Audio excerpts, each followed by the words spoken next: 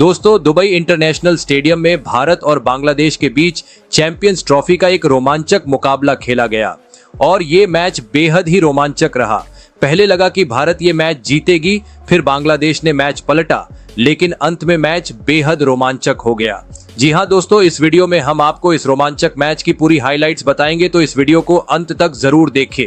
और अगर आप भी टीम इंडिया के फैन हो तो इस वीडियो को एक लाइक जरूर करें। दोस्तों, आईसीसी चैंपियंस ट्रॉफी 2025 के दूसरे मैच में बांग्लादेश ने भारत के खिलाफ टॉस जीतकर पहले बल्लेबाजी करने का फैसला किया। बता दें, यह मैच दुबई इंटरनेशनल स्टेडियम में खेला गया। इसके बाद गेंदबाजी करने उतरी टीम इंडिया की शुरुआत शानदार रही। मोहम्मद शमी ने शानदार गेंदबाजी करते हुए पहले ही ओवर में सौम्य सरकार को विकेट के पीछे कैच आउट करा दिया। एक रन पर ही बांग्लादेश एक विकेट गंवा चुकी थी। शमी ने विकेट लिया तो हर्षित भला कैसे पीछे रहते। उन्होंने दूसरे ओवर में ही बांग्लादेश के कप्तान को ही पवेलियन लौटा दिया। बांग्लादेश के 2 रन पर 2 विकेट गिर चुके थे। पहले 2 ओवर में लगातार विकेट गिरने के बाद तंजिद ने काउंटर अटैक करके कुछ चौके लगाए। मेहदी हसन मिराज को प्रमोशन दिया गया था, लेकिन 10 गेंद की पारी में वो परेशान ही दिखे और 7वें ओवर में शमी ने उनकी परेशानी का अंत किया। वही फिर खतरनाक दिख रहे तंजिद को आउट करने के लिए अक्षर को लाया गया था। उन्होंने लगातार 2 गेंदों पर तंजिद और मुशफिकुर रहीम दोनों को आउट कर दिया। अक्षर ने हैट्रिक पूरी कर ही ली थी, लेकिन रोहित शर्मा ने स्लिप में आसान सा कैच गिरा दिया। ये कैच रोहित पकड़ लेते तो अक्षर इतिहास रच देते। हालांकि इसके बाद भी बांग्लादेश की टीम पूरी तरह से दबाव में थी, क्योंकि 35 के स्कोर पर ही उनके 5 विकेट गिर चुके थे। लगातार गिर रहे विकेटों के बीच जाकेर अली और तौहीद हृदय ने पारी को संभालने की कोशिश की।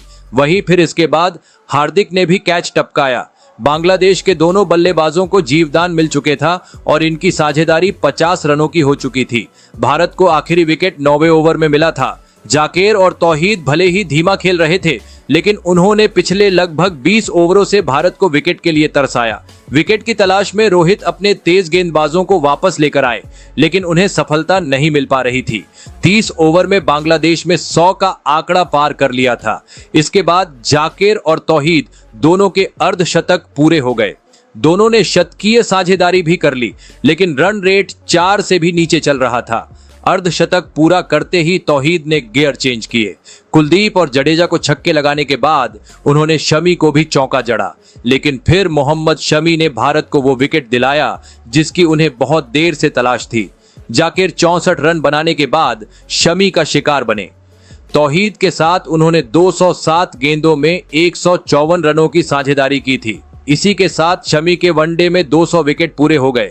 वही शमी लिमिटेड ओवर में भारत की ओर से सबसे ज्यादा विकेट लेने वाले गेंदबाज बन गए। इस मामले में उन्होंने जहीर खान को पीछे छोड़ा। इसके अलावा मोहम्मद शमी वनडे में सबसे तेज 200 विकेट लेने वाले दुनिया के दूसरे खिलाड़ी बन गए हैं। वही बांग्लादेश के लिए तौहीद एक छोर पर बने हुए थे, लेकिन दूसरे छोर से विकेट आने लगे थे। 8 विकेट गिर जाने के बाद बांग्लादेश एक बार फिर मुश्किल में थी। वही तौहीद को लगातार क्रैम्पिंग हो रही थी और उनसे चला भी नहीं जा रहा था। पिछले कुछ ओवर में 3 बार वो मैदान पर लेट चुके थे। इसके बावजूद बाउंड्री लगानी नहीं चूक रहे थे। इसके बाद तौहीद हृदय ने 114 गेंदों में अपना पहला वनडे शतक पूरा किया। इस पारी को लंबे समय तक याद किया जाएगा। तौहीद हृदय चैंपियंस ट्रॉफी में डेब्यू पारी में शतक बनाने वाले 9वें बल्लेबाज बने। वही इसके बाद मोहम्मद शामी ने और 2 विकेट झटक कर अपने 5 विकेट पूरे कर लिए। शमी ने चैंपियंस ट्रॉफी के पहले ही मैच में पंजा खोलकर दिखाया कि क्यों वो आईसीसी टूर्नामेंट के इतने खतरनाक गेंदबाज माने जाते हैं। वही हर्षित राणा ने तौहीद हृदय का विकेट झटक कर बांग्लादेश को 228 रनों पर ही ऑल आउट कर दिया। टीम इंडिया के लिए शमी ने सबसे ज्यादा 5 विकेट झटके, वही हर्षित ने भी 3 विकेट लिए, तो वहीं अक्षर पटेल को भी 2 विकेट मिला। बांग्लादेश के लिए तौहीद हृदय ने 100 रन बनाए, तो वहीं जाकिर अली ने भी 68 रनों की पारी खेली। 35 के स्कोर पर 5 विकेट गिरने के बाद ये बांग्लादेश की अच्छी वापसी मानी जा सकती है। इसके बाद लक्ष्य का पीछा करने उतरी टीम इंडिया के लिए रोहित शर्मा और शुभमन गिल ओपनिंग करने उतरे और दोनों ने भारत को शानदार शुरुआत दिलाई। पहले 3 ओवर में दोनों ने संभलकर बल्लेबाजी की, लेकिन उसके बाद दोनों ने अपने हाथ खोलने शुरू कर दिए। चौथे ओवर में रोहित ने मुस्ताफिजुर को 2 शानदार चौके जड़कर अपने वनडे करियर में 11,000 रन पूरे कर लिए। वो वनडे में भारत की ओर से ये कमाल करने वाले सिर्फ चौथे बल्लेबाज बने। इसके बाद छठे ओवर में भी रोहित ने मुस्ताफिजुर को खूब धोया। उन्होंने इस ओवर में 3 चौके जड़ दिए। वहीं फिर शुभमन गिल ने भी अपने हाथ खोले और कुछ बाउंड्री लगाए। इसी के साथ 8वें ओवर में ही टीम इंडिया ने अपने 50 रन पूरे कर लिए। इसके बाद 9वें ओवर में शुभमन गिल ने कमाल कर दिया। इस ओवर में उन्होंने तंजीम हसन को एक चौका और एक लंबा छक्का लगाया, लेकिन फिर अगले ओवर में तस्कीन अहमद ने भारत को पहला झटका दे दिया। तेजी से रन बना रहे रोहित बड़ा शॉट खेलने के चक्कर में आउट हो गए। रोहित शर्मा 36 गेंदों पर 41 रन बनाकर पवेलियन लौट गए। इसके बाद विराट कोहली बल्लेबाजी करने उतरे। रोहित के आउट होने के बाद रन गति में काफी गिरावट आई। कोहली की स्ट्राइक रेट 40 से भी कम था। गिल और कोहली की साझेदारी 50 की स्ट्राइक रेट से चल रही थी। पावर प्ले के बाद भारत ने अगले 10 ओवर में केवल 32 रन बनाए, लेकिन अच्छी बात यह रही कि टीम ने कोई विकेट नहीं गंवाया। 20 ओवर के बाद भारत का स्कोर 1 विकेट के नुकसान पर 100 रन था। गिल और कोहली के बीच एक छोटी साझेदारी हो चुकी थी, लेकिन फिर रिशाद ने आखिरकार कोहली को अपना शिकार बना ही लिया। 38 गेंद में 22 रन बनाकर कोहली आउट हुए। कोहली एक बार फिर लेग स्पिनर के खिलाफ आउट हुए। 2024 के बाद से वनडे में विराट कोहली का लेग स्पिन के खिलाफ प्रदर्शन कुछ खास नहीं रहा है।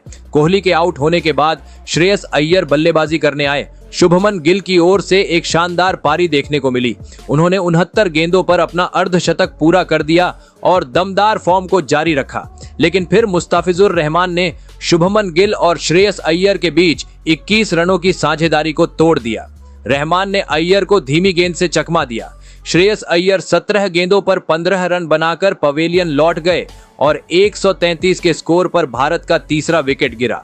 इसके बाद 5वें नंबर पर अक्षर पटेल बल्लेबाजी करने आए, लेकिन वो भी ज्यादा देर तक टिक नहीं पाए और 12 गेंदों में सिर्फ 8 रन बनाकर आउट हो गए।